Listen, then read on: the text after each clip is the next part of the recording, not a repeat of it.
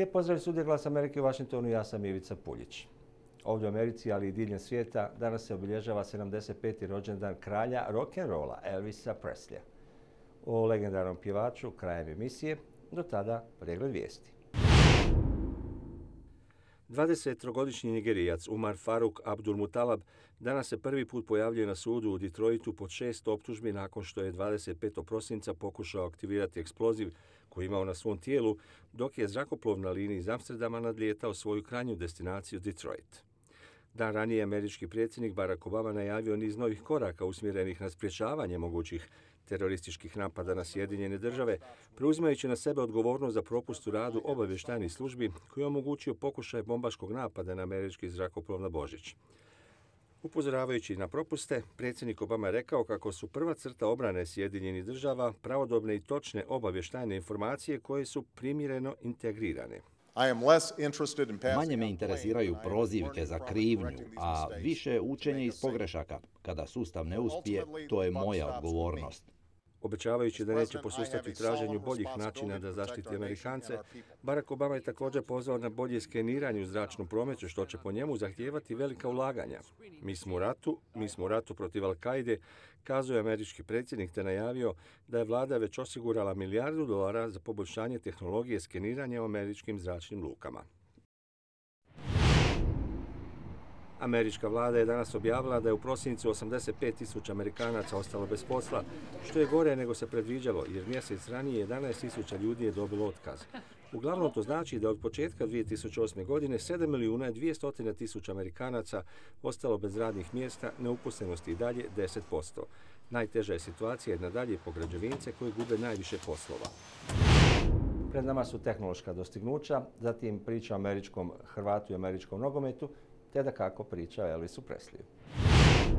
Na čuvenom tehnološkom sajmu u Las Vegasu veliku pozornost privlači automobilska tvrtka Ford, koja je objavila svoj proizvod koji na dodir ruke daje informacije o cestama, daje pristup na bežični internet i to za cijelo vozilo. Ova sprava čak može promijeniti boju svjetla u unutrašnjosti automobila. Ford će svoj izum početi stavljati u vozila tijekom godine. Kako sada normalno i sigurno voziti kad imate sva ta čuda oko sebe?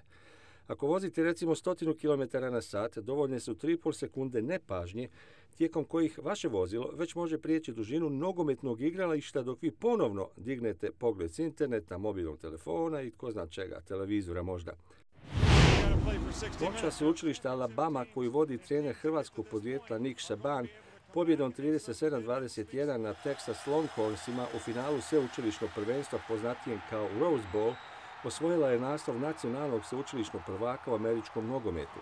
S ovom pobjedom Nick Saban postao je prvi trener od 1936. koji je osvojio nacionalne titule s 2 različita sveučilišta. To mu je prvi put pošlo za rukom 2003. sa sveučilištem Louisiana State iz Baton Rougea. Nick Saban je najplaćeniji trener američkog sveučilišnog nogometa, ima godišnju plaću od $4 milijuna, odnosno za 8 sezona u Alabami trebao bi zaraditi $32 milijuna.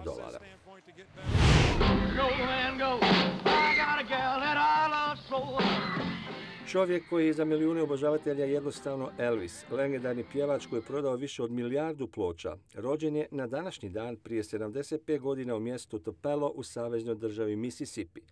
1948. Elvis Presley je zajedno s roditeljima preselio u Memphis, Tennessee, gdje je 1953. završio srednju školu, a godinu dana kasnije započeo svoju glazbenu karijeru s legendarnim Sun Recordsom. S 21 godinom života već je bio međunarodna senzacija, a sve nakon toga je dio neprevaziđene legende u čijem je središtu čovjek koji je imao nevjerojatan utjecaj na američku i na svjetsku glazbu i pop kulturu. Iza njega je, kada je umro u 42. godini života, ostalo više od 150 ploča i 33 filma. Do dana današnje godišnjicu njegovog rođenja i njegove smrti obilježava na milijune obožavatelja diljem svijeta. Malo ćete se odmoriti od nas, ugodan vam vikend, vidimo se u ponedjeljak. Doviđenja.